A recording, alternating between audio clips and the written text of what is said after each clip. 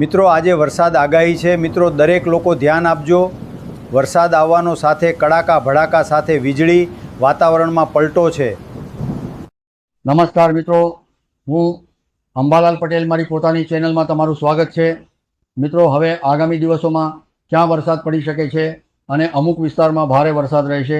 મિત્રો સામાન્ય રીતે જ્યારે બંગાળની ખાડીમાં મજબૂત સિસ્ટમ કે વાવાઝોડું બને છે ત્યારે તેનો માર્ગ મધ્ય ભારત, રાજસ્થાન અથવા ગુજરાત તરફ જોવા મળતો હોય છે, પરંતુ અત્યારે વાતાવરણમાં થોડો અલગ ફેરફાર જોવા મળી રહ્યો છે।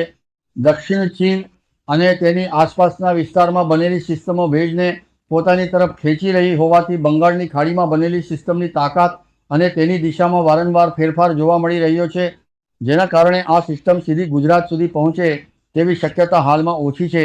પરંતુ તેની અસરથી ગુજરાત તરફ ભેજનું પ્રમાણ વધશે અને તેના કારણે આગામી દિવસોમાં કેટલાક વિસ્તારોમાં હળવાથી મધ્યમ વરસાદી ઝાપટાં જોવા મળી શકે છે। હાલ ખેડૂતો માટે પણ આ સમય મહત્વનો છે, કારણ કે ઘણા વિસ્તારોમાં વરસાદમાં લાંબો વિરામ જોવા મળતા ખેતીના પાકને પિયત આપવાની જરૂરિયાત ઊભી થઈ રહી છે।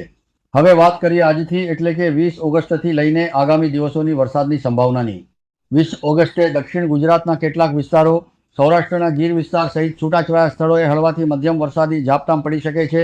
ઉત્તર ગુજરાત અને કચ્છમાં વરસાદની શક્યતા પ્રમાણમાં ઓછી રહે છે, પરંતુ ક્યાંક ક્યાંક વાતાવરણ વાદળછાયું બની શકે છે। 21 ઓગસ્ટે વરસાદની પ્રવૃત્તિમાં થોડો વધારો જોવા મળી શકે છે। ખાસ કરીને દક્ષિણ ગુજરાતના અનેક વિસ્તારોમાં વરસાદી ઝાપટાં જોવા મળી શકે છે, જ્યારે સૌરાષ્ટ્રમાં પણ કેટલાક વિસ્તારોમાં વાદળછાયું વાતાવરણ સાથે હળવો વરસાદ થવાની શક્યતા છે। દાહોદ, ખેડા, ગોધરા અને અરવલ્લી આસપાસના વિસ્તારોમાં પણ સ્થાનિક વાતાવરણના કારણે વરસાદી ઝાપટાં જોવા મળી શકે છે।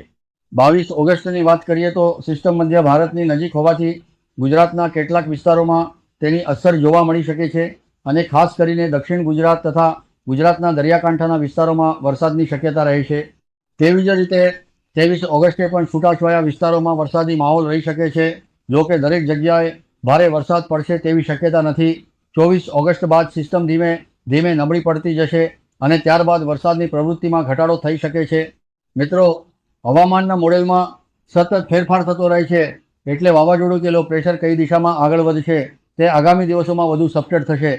ખાસ કરીને દક્ષિણ ચીન અને તેની આસપાસની સિસ્ટમો ભેજને ખેંચી રહી હોવાથી આગળ ગુજરાત માટે ભેજનું પ્રમાણ વધે તેવી સંભાવના છે, પરંતુ હાલની સ્થિતિમાં સીધી અને સતત ભારે વરસાદની આગાહી કરવી યોગ્ય રહેશે નહીં। હવે ચોમાસાની વિદાય અંગે વાત કરીએ તો મિત્રો ગુજરાતમાંથી ચોમાસું તરત જ વિદાય લેવાનું નથી।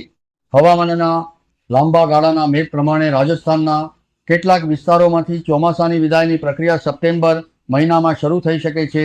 ત્યારબાદ કચ્છ અને ઉત્તર ગુજરાત તરફ તેની અસર જોવા મળી શકે છે, જ્યારે ગુજરાતના અન્ય વિસ્તારોમાં ચોમાસું થોડો વધુ સમય રહી શકે છે, એટલે હાલમાં ચોમાસાની વિદાય નજીક છે એવું માનવું યોગ્ય નથી।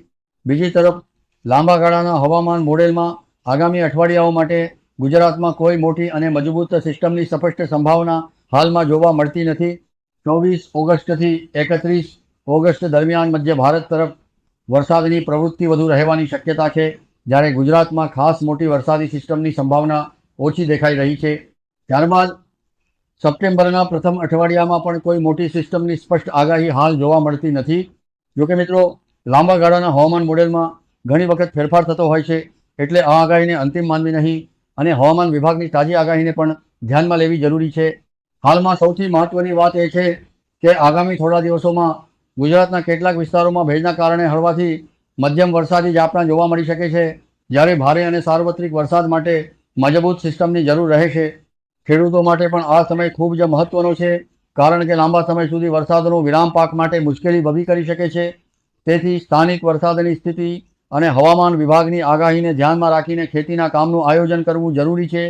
મિત્રો અત્યારે હવામાનના મેપમાં જે પરિસ્થિતિ જોવા મળી રહી છે તેના આધારે એટલું ચોક્કસ કહી શકાય કે આગામી થોડા દિવસો દરમિયાન ગુજરાતમાં ક્યાંક હળવો તો ક્યાંક મધ્યમ વરસાદ જોવા મળી શકે છે, પરંતુ ભારે વરસાદની શક્યતા દરેક વિસ્તારમાં નથી। આગળની સિસ્ટમ કઈ દિશામાં જાય છે અને ભેજની સ્થિતિ કેવી રહે છે તેના આધારે આગાહીમાં મોટો ફેરફાર પણ થઈ શકે છે, એટલે હવામાનની દરેક નવી અપડેટ માટે જોડાયેલા રહેજો।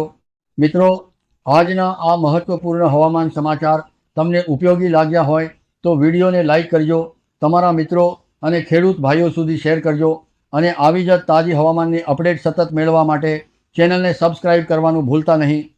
જય હિન્દ, જય ભારત.